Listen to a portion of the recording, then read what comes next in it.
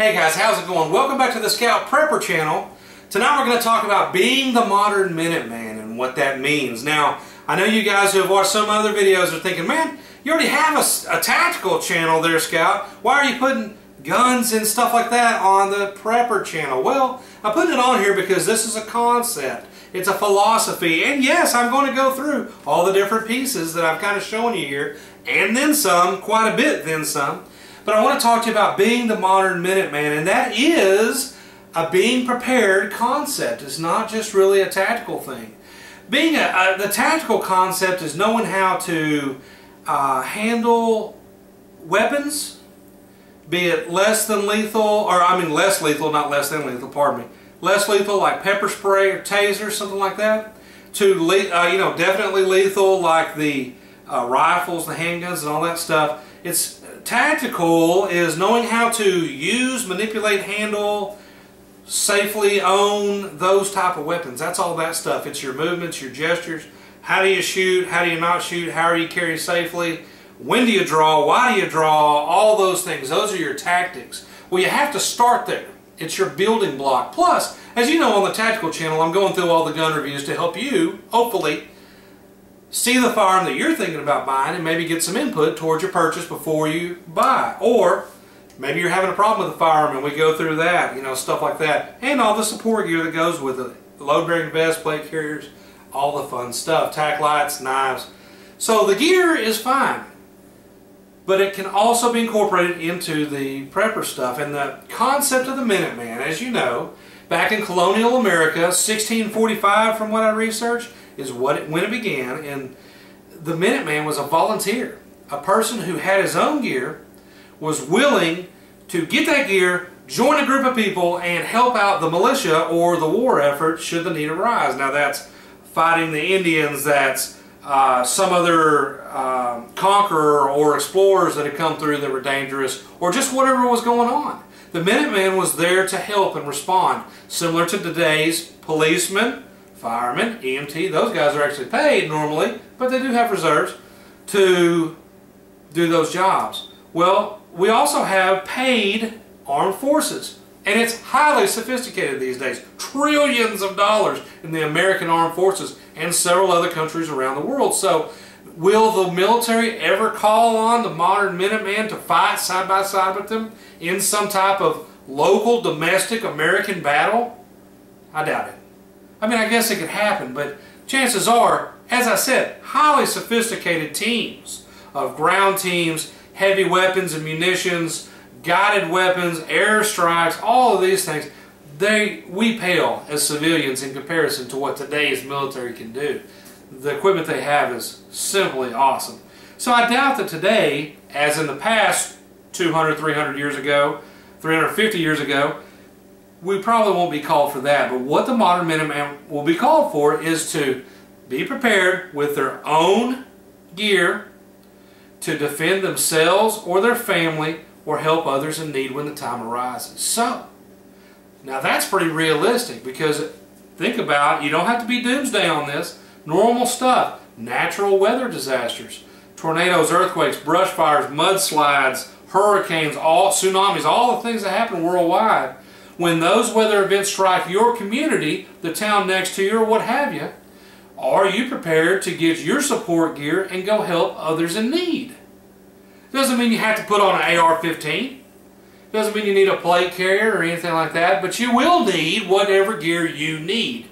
Just as the police officer or the soldier will tailor some of the gear that they're issued or normally using to their needs on a daily basis, your gear should change as well. You don't take out everything you own when you go hunting.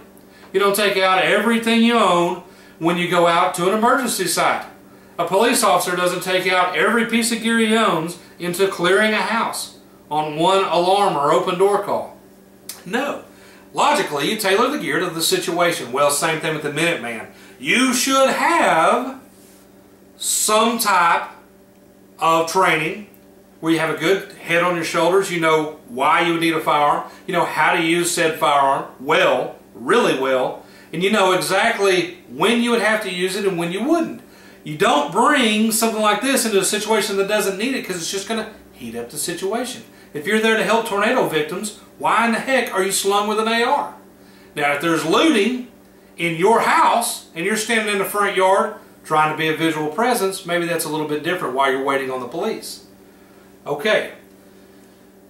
With that said, you should have not just the training but the gear. So some type of handgun or rifle, some type, any type, hunting, rifle, deer rifle, shotgun, some type of handgun, concealed carry small all the way up to full size, a revolver, the nightstand gun, something that you're trained on. Support gear for it, like this plate carrier, or some type of mag pouch for your belt, or some type of holster, and on and on and on. And then some type of extended supporting gear, level 3.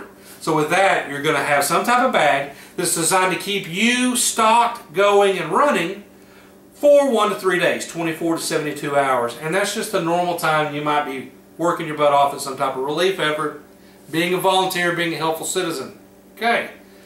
Did that sound familiar for all the preppers out there? Oh, you need a bag? A bag full of stuff that will keep you going? Maybe some overnight gear, things like that, but it's not so sophisticated that it's a full-on backpacking pack. It's just a little go bag, bug out bag, get home bag, yes. So there you go. I think that being a modern Minuteman is just an evolution of being a prepper. If you're already preparing yourself, you're already training on the firearms that you love because you're a sportsman or you're a legal gun owner or what have you, then the next step is to take that knowledge, those efforts, and that goodwill to helping those around you. It's training those around you that need the help. Maybe they don't know how to use a gun. Maybe they're intimidated by an AR because they're scary looking or no one's ever shown them how to use one. Maybe they don't know how to sight in their deer rifle, what have you. Helping and training those around you, being the Minuteman, assisting those in need, is just a natural evolution of being a prepper. You have your food. Your family is okay. Everything's okay in the world generally. You have water put back. You have first aid put back. You're already a sportsman, so you have several weapons or what have you. I don't care if you don't believe in guns. You don't have to have one to be a Minuteman because you're not necessarily going to war, but you could put your talents to use to help others in need, whatever those talents are. You already have this stuff, and as I said, I really feel like I've come to the realization, although I am a police officer as well, but I've come to the realization that being a really well done prepper will evolve into basically being a Minuteman. With the exception that you can be a prepper but not be willing to help those around you. That's a strange thought, but believe it, that's how it happens sometimes. Not everybody, you're already secretive. You don't want everybody to know what you have.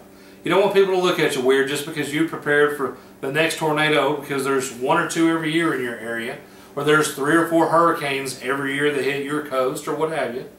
So you're already kind of quiet about what you're doing, so why would you want everybody to know by being a Minuteman? Well, again, you're not slinging rifles and gear and going to help on everything, but you could be working with your neighbors or other like-minded folks to get them trained, or to learn how you guys will work as a team should something happen.